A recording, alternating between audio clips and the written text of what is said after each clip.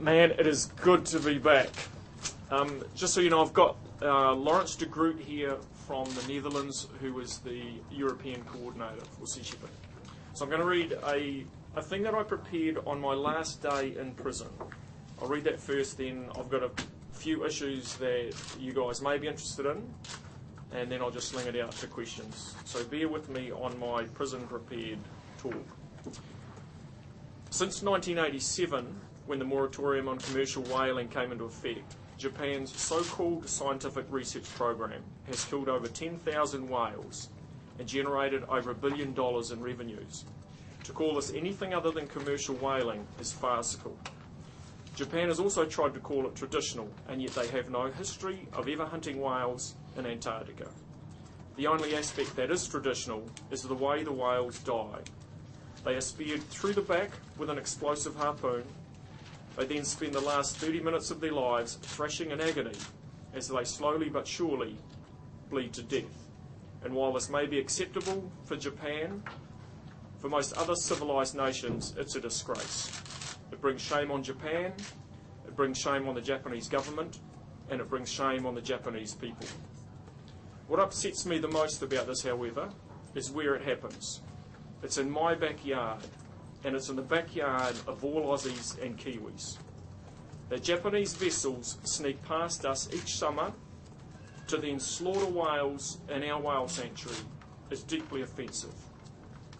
Given the events of the last campaign, I'm left wondering just what it will take for the Japanese to finally understand that this is unacceptable to us. Must more conservationists be locked up in their prisons? Must more boats be rammed or sunk? Or must people start to actually die?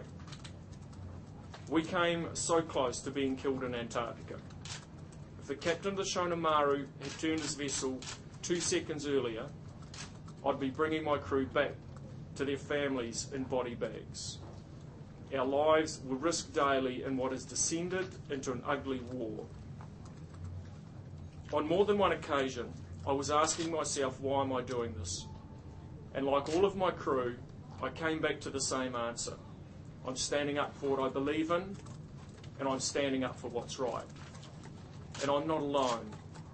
When I boarded the Shona Maru, I did so as the captain of the Addy Gill. But I was also representing all New Zealanders, Australians, Americans and others who have had enough. It's time that the Japanese packed up their explosive harpoons and their 12-gauge shotguns and went back to their own waters. In going to Antarctica, that was what I hoped for. Instead, I ended up in a Japanese prison. My trial in Japan represents a miscarriage in justice, not because I stood before their court, but because the captain of the Shona Maru did not. He rams and sinks my boat, and the Japanese Coast Guard failed to even investigate it. I then step aboard his, and I spend the next 5 months incarcerated with a bunch of rapists, murderers, and mafia. If 5 months imprisonment is truly what I deserve, then he should be facing a minimum of 5 years. Sadly, however, he'll never be brought to justice. Collusion between Japanese Coast Guard, the Japanese government, and the Japanese whaling industry that ensured I felt the full weight of Japanese law is also ensuring that the captain and his crew do not. Japan insists on upholding the law, but only when it suits them. This is especially so when you consider the many international laws and treaties that they continue to break with impunity and on an ongoing basis. Here's a few from the last 12 months. Japan continues to hunt whales in breach of numerous IWC resolutions demanding a cessation of all lethal research. Japan continues to hunt whales in Antarctica in breach of the IWC Southern Ocean Whale Sanctuary.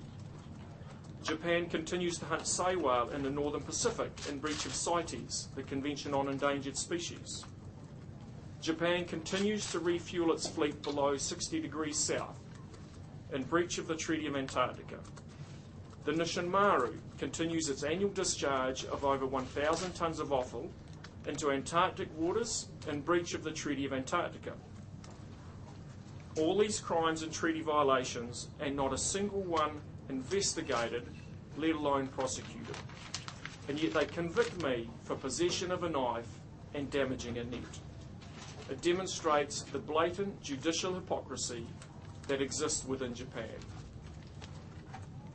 Of the 5 convictions I received, I do, however, agree with 4 of them. I did board the Shonamaru, I did damage a net, I did possess a knife, and I did disrupt their business. That was my job. I disagree strongly, however, with the assault charge. At the time of the incident, one of my crew saw them shoot themselves with their own impulse gun. This is confirmed in the Animal Planet video.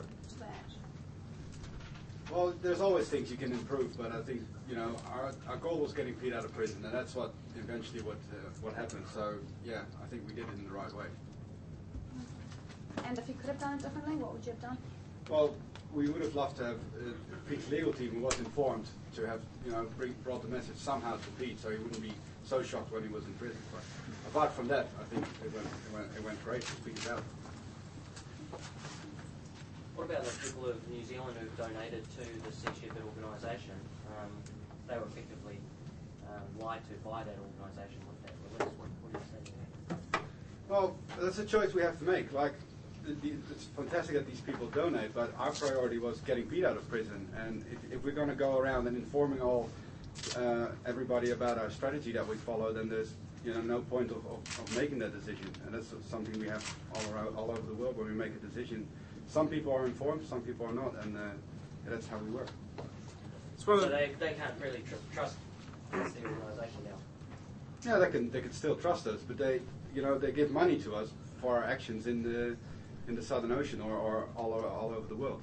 And this is a separate case where somebody was in prison, and we made a decision. We have had people in prison before. In 2003, we had 2 crew members who cut open the nets in Taiji to free the dolphins. They were in prison, and Paul's been in prison several times. So, you know, they trust Paul and the organisation, and that's what they donate to. So something that I learned on this campaign, it is so hard running an organisation like Sea Shepherd. You've got a small team of professionals in Whare Harbour, but then there's hundreds of volunteers, all with different priorities. You've got 3 boats now, and I think Sea Shepherd, a little bit at the moment, is growing pains too. The organisation has grown enormously over the last 12 months. And, you know, it's a challenge running an organisation like that, but, you know, if their priority was to get me out of prison, I'm happy for that, and I'm happy to be here. You're effectively trying to make a cultural change in a country that doesn't acknowledge that it needs one. Yes. You don't find that arrogant in any way, that you're coming along trying to tell a country that's wrong and it needs to change its ways? For me personally, it's about Antarctica. I just don't believe they belong in Antarctica. If they were to go and hunt whales in their own waters, as they have traditionally, I wouldn't like it, but I'm not going to go up there and protest about it. The fact that they come down into my waters and hunt whales is what really offends me. It's different. We kind of argue on different planes on this. The Japanese, they don't argue on science. That's their excuse to enable it to be done almost legally. They're talking about tradition and culture. For me, it's about territory. For other people, it's about animal cruelty. And that's the challenge we face here, is we're arguing on different planes, and there's very little intersection on it. Not easy to change them, but, you know, I mean, America had slavery, and they managed to change that. That was part of their culture. Britain used to burn witches at the stake. You know, because it's traditional culture doesn't make it right. And society just does gradually change what it finds acceptable, and I hope long term the Japanese will change. The thing with Japan is for most Japanese, they are actually indifferent to whaling. It's not really a big issue for them. I would liken it to abortion in New Zealand. Most Kiwis aren't really highly for it or against it. Most of us just kind of, it's not really such an issue for us. That's a little bit like whaling in Japan for most people, except for older men. And for the right-wing fascists or the right-wing people in Japan tend to be very staunch on whaling too. So it's not a huge demographic that is really pro-whaling, but the demographic that is are quite powerful people in Japan, and that's a difficulty we face. Cool bananas. All right. Hey, look, thanks everyone for coming along today. Appreciate it.